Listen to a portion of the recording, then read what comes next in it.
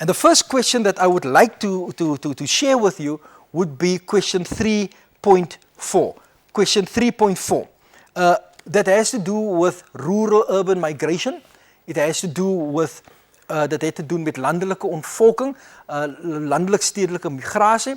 Sorg tot asseblief, voordat ek aangaan met hierdie matrieks, dat jy alle terme, alle konsepte ken. I'm sure if your teacher shares you the exams reports, you will see one very important sentence, all the reports that we have done so far. And that's the following sentence. Students don't know their concepts. Die kandidate ken nie hulle konsepte nie. If you don't know your concepts, you can't answer the questions. Remember, definitions are asked. Definisies van seker goed word gevra. Sorg tot dus asseblief dat jy alle konsepte uiteindelik ken. Now, we are having a look at rural depopulation. Now, what's very important is, what must you know of rural depopulation? So I'll just refer you to the slide that we've got here regarding rural depopulation. Just run this through very quickly, and then you can see what we mean by that. Now, firstly, you must know your push factors. You must know, jy ken jou trek, jou stoot en jou trekfaktore. Jy moet weet dat jou trekfaktore, hulle lok mense, they attract people. Die stootfaktore, hulle forceer mense, they force people to move towards the cities. That's very, very important. And then you must be able to give examples of push factors as well as pull factors. Your mechanization, low salaries, consolidation, droughts, crime, unemployment, that would be your push factors.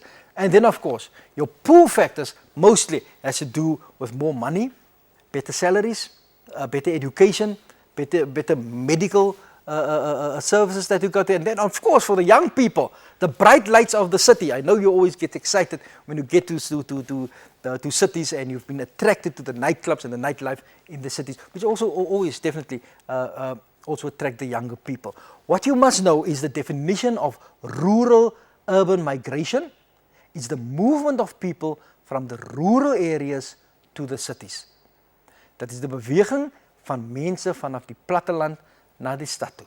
So that's the first thing you must know. And people, I've got good news for you. This part of the exams, this part of the work is always very well answered.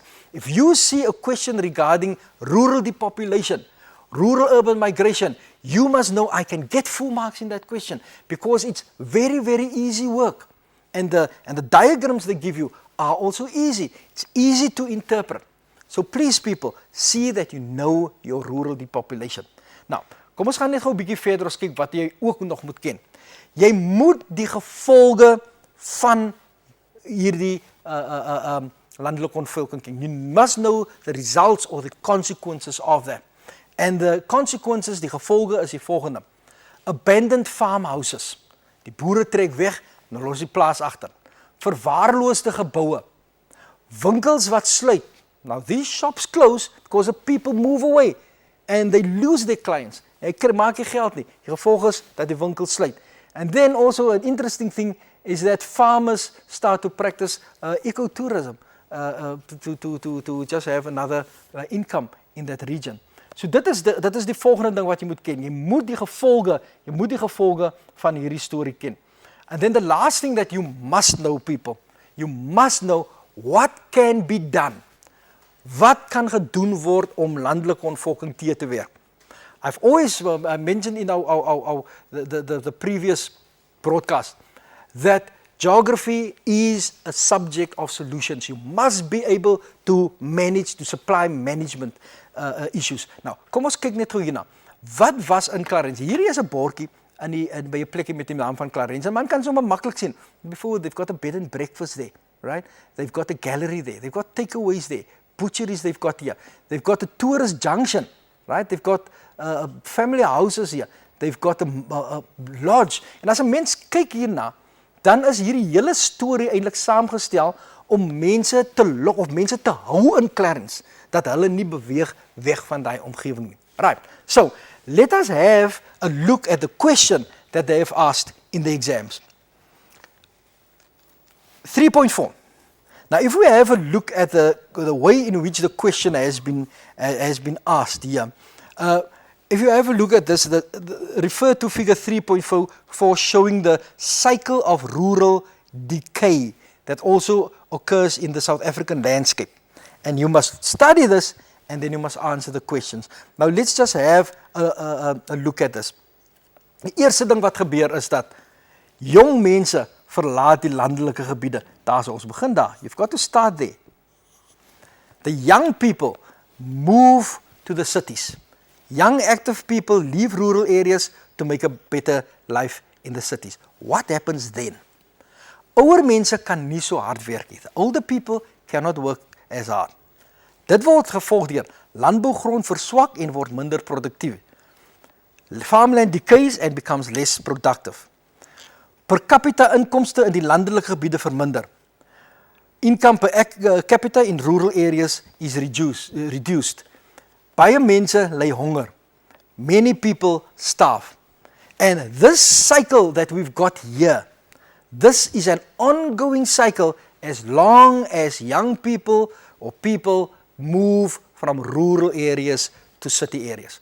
Nou moet ons hierna gaan en aan die hand van hierdie diagram vra die ouens nou hierdie storie in die eksamen. So let's just have a look at the questions. The first question, define the term rural-urban migration. Ons het nou net veel gewys. And I've just told you, please people, concepts. You must be able not only to define them, but to use them as part, as your geography language, as jou vaktaal, moet jy vir hom kan gebruik. Anders gaan jy nie adreskunde korrek kan beantwoord nie, and you won't be able to understand your questions. The second question, name two push factors that may result in rural-urban migration. Nou, as ons hier na hierdie storie kyk, dan is dit baie belangrik dat jy moet weet dat daar jou stootfaktor is. Now, I've mentioned that before. Now, please people, any two that push factors that you have, that you know you could have used as an answer. The following one, 3.4.3, discuss three consequences or results of rural-urban migration for the South African rural community. Now again, that's very important, people, that you must know what is the influence or the consequences of all this. What is the influence on the rural areas and how are they being affected by this? Very important. Remember when we showed you that the farmhouses that were abandoned, people that lose clients, they close their shops and all that, lack of job opportunities, not a few things. That's the aging of the population, veroudering, want al die jong mense, hulle is die mense wat wegtrek. What about something like ghost towns, nog 'n gevolg, right? Ghost towns, spookdorpe, want as basies geen mense wat daar aangetref word nie. So that's very important. You must know that. But then very most important thing is you must be able to supply solutions.